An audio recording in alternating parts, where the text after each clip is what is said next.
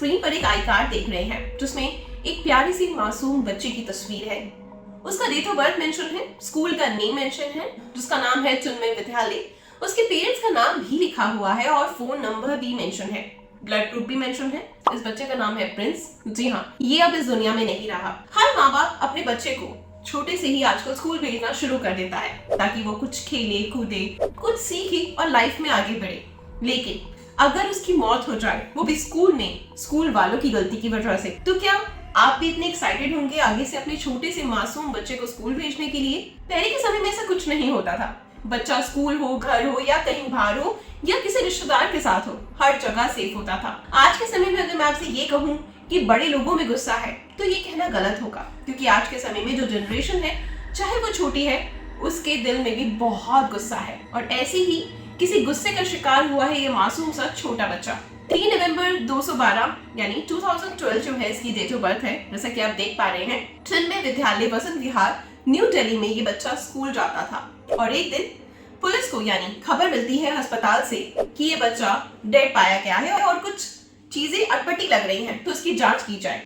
Police आनन फानन में उस अस्पताल पहुंचती है जहां पे कि स्कूल वाले उस बच्चे को अस्पताल लेकर जाते हैं। लेकिन जब प्रिंस को अस्पताल लेकर जाया जाता है तब अस्पताल वाले कहते हैं कि यहाँ आने से पहले ही इस बच्चे की मौत हो चुकी थी। और ऐसे में जब पुलिस स्कूल से पूछताछ करती है तो वो ये कहती है कि पता नहीं कैसे इसकी मौत हुई, अचानक से बच्चा गिर पड़ा, उसके मुंह से झाग आने लगा और हम तुरंत उसको अस्पताल लेकर आए। लेकिन अस्पताल में डॉक्टर्स ने कहा कि वो पहले ही डेड हो चुका था। तब पुलिस को बहुत सारी चीजें अटपटी लगती है और इस पूरे मामले की वो जांच शुरू कर देती है। दरअसल इस बच्चे के साथ कुछ चीजें अजीब होती हैं। डॉक्टर का कहना ये था कि देखिए, जो मुंह से झाग निकल रहा है, हो सकता है बच्चे को कोई बीमारी रही हो जिसकी वजह से उसके मुंह से झाग निकल रहा हो। लेकिन जब उस बच्चे की पोस्टमार्टम रिपोर्ट आती है तो उसमें भी यही चीज देखी गई है कि उसमें कोई भी उसके शरीर पर चोट के निशान नहीं होते हैं।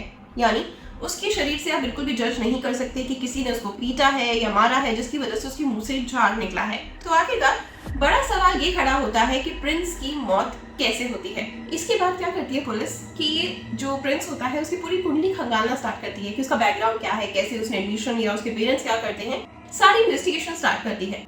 जिसमें सामने आता है कि जो उसके पिता होते हैं, जो प्रिंस के पिता है, वो प्लम्बिंग का काम करते हैं और थोड़े से मतलब नॉर्मल फैमिली से होते हैं, बिलोंग करते हैं। इसलिए जो उनके पिता का मकसद था वो यही था कि उनके जो दोनों बच्चे हैं वो एक अच्छे स्कूल में पढ़ाई लिखाई करें। इस सिलसिले में जो प्रिंस का बड़ा भाई है उसको भी किसी अच्छे स्कूल में डालते हैं और प्रिंस का स्कूल में एडमिशन करवा देते हैं। लेकिन जो प्रिंस का बड़ा भाई होता है वो भी एक अच्छे स्कूल में जाता है, लेकिन प्रिंस जितना अच्छा स्कूल वो नहीं होता, यानी इतना लग्जरी स्कूल नहीं होता जितना कि प्रिंस का होता है। लेकिन प्रिंस के पिता की ख्वाहिश होती है कि किसी तरीके से वो उसके बड़े बेटे का भी एडमिशन चिन्मय विद्यालय जो वसंत विहार का जहाँ प्रिंस पढ़ता है वहां पर उसका एडमिशन हो जाए। लेकिन प्रिंस के एडमिशन के टाइम पे उनको बहुत तरह के कोटे अप्लाई करने पड़ते हैं। लो क्लास कोटे में उनको अपने आप को दिखाना पड़ता है, इनकम दिखानी पड़ती है और काफी जद्दोजहद के बाद जो है प्रिंस का इतने अच्छे स्कूल में एडमिशन हो पाता है। और ऐसे में उसके पिता का सोचना कुछ गलत नहीं था, क्योंकि हर पेरेंट्स चाहता है कि उसका बच्चा एक अच्छे स्कूल में जाए, नामी स्कूल में जाए, अच्छे तरीके से पढ़ लिख कर बड़ा इंसान बने, नए नए अच्छे अच्छे आचरण सीखे। हर इंसान मतलब हर पिता, हर माता यही चाहती है अपने बच्चे के लिए, उनकी पूरी कोशिश होती है कि हर उनका जो बच्चा है वो अच्छे स्कूल में जाए। लेकिन यह विद्यालय के अंदर एक अलग ही कहानी चल रही थी। दरअसल जो प्रिंस है वो बहुत होनहार था, पढ़ाई में लिखाई में बहुत अच्छा था। वह अपनी क्लास में फुटबॉल टीम का कैप्टन भी रह चुका था और कई स्कूलों में उसने जाकर अपने स्कूल को रिप्रेजेंट भी किया था। जिस तरीके से ये खबर छन कर सामने आई है, वो फुटबॉल टीम का कैप्टन भी रह चुका है, एक होनहार स्टूडेंट जिसकी फैमिली बैकग्राउंड थोड़ी सी इकोनॉमिकली वीक थी, लेकिन पढ़ाई में अच्छा था, खेल में अच्छा था। उसकी मौत हो जाना अपने आप में एक तमाम बड़े सवाल खड़े करती है। उस बच्चे की मौत कैसे हो गई? क्योंकि बॉडी पे कोई एक्सटर्नल इंजरी नहीं थी, मुंह से महज झाग निकल रहा था और झाग को भी डॉक्टर का कहना था कि शायद उसे पहले कोई बीमारी रही होगी, इसके कारण उसके मुंह से झाग निकल रहा है।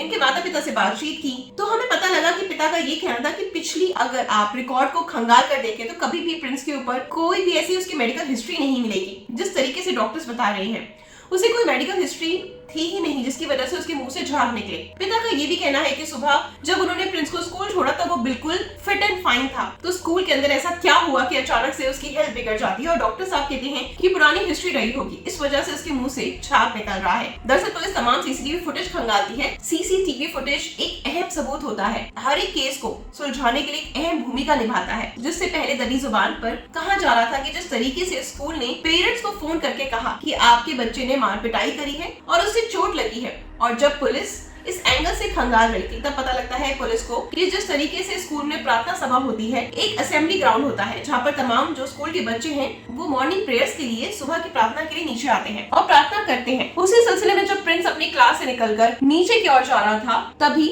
असेंबली ग्राउंड में जब वो जा रहा था असेंबली करने के लिए, तो उसका कंधा एक बच्चे से टकराया और उसने कहा माफ कीजिएगा। उसके बारे में ज्यादा जानकारी नहीं दे सकते, लेकिन ये जरूर बता सकते हैं कि असल में उस वक्त क्या हुआ था। तो पता चलता है कि प्रिंस जब असेंबली ग्राउंड के लिए निकल रहा था, तब उसका कंधा एक स्टूडेंट के साथ टकराता है। उसकी हम उम्र का था, गुस्सा इतना ज्यादा बढ़ता है कि वो जो बच्चा है जो सामने जिसके उसका कंधा टकराया था, वो उसकी पिटाई कर देता है और कुछ इस तरीके से करता है। बकायदा सीसीटीवी फुटेज में उस बच्चे ने प्रिंस का गला दबा रखा है और उसे पीट रहा है। यहाँ तक कि उसके फेस पर भी कई चोटें हैं। उसे मारने की कोशिश की गई है ऐसा लग रहा है। उसके फेस पर वो मारी जा रहा है, जिसके बाद उसकी हालत खराब हो जाती है और उसको फिर नीचे लेकर जाया जाता है। कुछ बच्चे थे जिन्होंने ये सारी चीजें देखी थी, लेकिन पुलिस हर एक बच्चे से पूछताछ कर रही है और जानना समझना चाह रही है कि इस बच्चे ने कोई पुरानी खुंदक या कोई झगड़े को निपटाने के लिए प्रिंस को मारा तो नहीं। प्रिंस और उस बच्चे की पहले भी कोई ऐसा झगड़ा हो चुका है जिसकी वजह से उस बच्चे ने इतना ज्यादा गुस्सा प्रिंस के ऊपर निकाला। कंधा टकराता है। जो नॉर्मली इंसान जो भागता है तो बच्चों को लगती रहती है, गिरते रहते हैं, दूसरे की वजह से भी लग जाती है, लेकिन ऐसे में इतना ज्यादा गुस्सा उस बच्चे के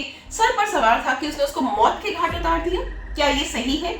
क्या ये सब जो गुंडागर्दी बच्चों में अभी से पनप रही है, उनके दिमाग में ये चीजें भरी जा रही हैं कि उनका पूरा रोब है, वो हर तरीके से रह सकते हैं, चाहे नीचे उसका बैकग्राउंड बहुत अच्छा रहा उस बच्चे का, फाइनेंशियली वो बहुत स्ट्रॉन्ग रहा हो, तो कहीं ना कहीं इसमें पेरेंट्स की गलती नहीं कि जो उनकी अपब्रिंगिंग इस तरीके से की जा रही है कि वो सब कुछ है, उनके पास सारी पावर है, वो कुछ भी कर सकते हैं, चाहे वो गरीब एक बच्चे की जान भी ले सकते हैं। आपका क्या कहना है इस केस के बारे में और क्या गुजर रही होगी उन पेरेंट्स पर इस समय जिनके घर का मासूम सा बच्चा इस दुनिया में नहीं है? पोस्टमार्टम रिपोर्ट आई है, उसमें भी यही कहना है कि एक्सटर्नल कोई चोट नहीं लगी, मुंह से जो झाग निकलता है जिस तरीके से डॉक्टर्स का कहना है कोई मेडिकल हिस्ट्री रही होगी, इसी वजह से झाग निकल रहा होगा। अक्सर जो मिर्गी के दौरे पड़ते हैं उसमें भी पेशेंट जो होते हैं उनके मुंह से झाग निकलने लगता है, लेकिन पेरेंट्स का ये कहना है कि देखिए ऐसा बिल्कुल भी नहीं है, उसकी कोई मेडिकल हिस्ट्री नहीं, हमारा बच्चा जो है वो बिल्कुल फिट एंड फाइन है, फुटबॉल कैप्टन था, फुटबॉल खेलता था, उसे कोई बीमारी नहीं थी। इसके बाद तमाम तरीके से जो पेरेंट्स जिन्होंने अपने बच्चे को खोया है उनके पास कोई अलग से तस्वीर भी नहीं। माँ बाप अपने बच्चे के स्कूल वाले शर्ट को पकड़कर रोने लग रहे हैं, समझाना चाहते हैं कि बच्चा उनका इस दुनिया में नहीं रहा। वो बेहोश हो जाती है उसकी माँ अस्पताल के अंदर भी। वे यही चाहती है कि मेरे बेटे को इंसाफ मिले। पिता का भी यही कहना है, अपने शौक खत्म कर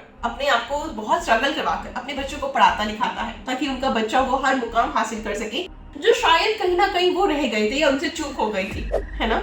लेकिन उनको नहीं पता था उनका इतना एफर्ट करना, इतने अच्छे स्कूल में भेजना आज उनके बच्चे की मौत का कारण बन जाएगा।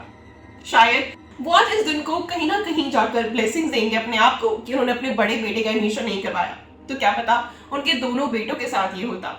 आज कम से कम उनके पास उनका एक बेटा तो सही सलामत है। और बस वो रोते बिलखते यही बता रहे हैं, हर किसी को बता रहे हैं कि उनका बच्चा बहुत होनहार था, बहुत तरक्की भी करने वाला था और उनका छोटा सा बच्चा हमेशा यही कहा करता था, जब मैं पढ़ लिख लूंगा तो पापा मम्मी मैं एक बहुत बड़ी कार लूंगा और इस पूरी गली में हर किसी को वो कार दिखाऊंगा। प्रिंस ने अपने माता पिता से ये भी कहा था कि आने वाले वक्त में मैं आपको एक अच्छा घर लेकर दूंगा, बहुत सारी चीजें दूंगा। लेकिन जैसे ही उसके पेरेंट्स के सामने उसकी मौत की खबर आती है, पेरेंट्स के होश उड़ जाते हैं, उनके पैरों तले जमीन खिसक जाती है। उन्हें समझ में नहीं आता कि जिस बच्चे ने सुबह नाश्ता किया, तैयार करके भेजा, अच्छे से कपड़े बना के भेजे और सुबह 10:30 बजते ही उनको ये खबर आती है कि जो उनका बेटा है वो इस दुनिया में नहीं रहा, बच्चे के सपने थे। क्या लड़ाई झगड़ा हुआ कि बच्चे की ऑन द स्पॉट डेथ हो गई। हमने एक शिक्षा विभाग की तरफ से इंक्वायरी इंस्टीट्यूट करी है कि अगर स्कूल की तरफ से किसी भी प्रकार की लापरवाही हुई है तो स्कूल पर सख्त से सख्त कार्रवाई करी जाएगी। लेकिन ये भी बहुत चिंता का मुद्दा है कि आज के दिन में दिल्ली शहर में हिंसा का, क्राइम का, लड़ाई झगड़े का ऐसा माहौल हो गया है कि उस माहौल का असर अब हमारे बच्चों पे भी पड़ रहा है। कैसा हमने वायलेंस का माहौल अपने समाज में पैदा कर लिया है कि 6ठी क्लास में पढ़ने वाले बच्चे एक दूसरे पे ऐसी हिंसा कर देते हैं कि किसी बच्चे की जान चली जाती है। मेरी आज सभी दिल्ली वालों से अपील है कि हिंसा की, लड़ाई झगड़े की, क्राइम की हम में से किसी की भी ज़िंदगी में कोई जगह नहीं है। जब तक दिल्ली वाले एक दूसरे के साथ नहीं आएंगे, हम सबको मिलके अपने परिवार, सभी दिल्ली वालों की सुरक्षा का माद्दा उठाना पड़ेगा, वरना दिन ब दिन हम देख रहे हैं, कभी गली में, कभी मोहल्ले में, कभी बाज़ार में मार पिटाई, गोली चलना, गुंडागर्दी। अब हिंसा की और क्राइम की इस शहर में हर इंतहा पार हो गई है। मैम परिवार ये क्या घटना को भी आप लॉ एंड ऑर्डर से जोड़ के देख रही हैं। देखिए, जब किसी समाज में, जब किसी शहर में हिंसा का ऐसा माहौल हो जाता है, जो हमारे बच्चे हैं वो भी तो इसे ही देख रहे हैं। वो रोज़ टीवी खोलते हैं, वो रोज़ न्यूज़पेपर में देखते हैं, रोज़ क्या खबर आती है कि पंचील पार्क में किसी का मर्डर हो गया, राजौरी गार्डन में गोलियां चल गईं, कहीं पे उगाही हो रही है, कहीं पे मार पिटाई हो रही है। जब पूरे समाज में लॉ एंड ऑर्डर का ब्रेकडाउन है, जब पूरे समाज में रोज़ टीवी पे, रोज़ न्यूज़पेपर पे, हर जगह सिर्फ वायलेंस की और क्राइम की ही खबर आती है, तो ऐसी स्थिति का असर हमारे बच्चों पे तो पड़ेगा ही। लेकिन मैं ये भी कहूँगी कि हम एक पूरी इंक्वायरी करेंगे कि अगर स्कूल की गलती है, स्कूल की केयरलेसनेस है, या अगर उसके बाद अस्पताल ले जाने में देरी हुई है, तो जिसकी भी गलती है उन पर सख्त से सख्त कार्रवाई करी जाएगी, किसी को भी बख्शा नहीं जाएगा। परिवार कह रहा है कि झगड़ा हुआ था 6ठी क्लास के बच्चे से, फिर उसका एक बड़ा भाई था, वहाँ पर वो पढ़ता था। तो ये बहुत छोटे बच्चे हैं, पेरेंट्स क्या बता रहे हैं?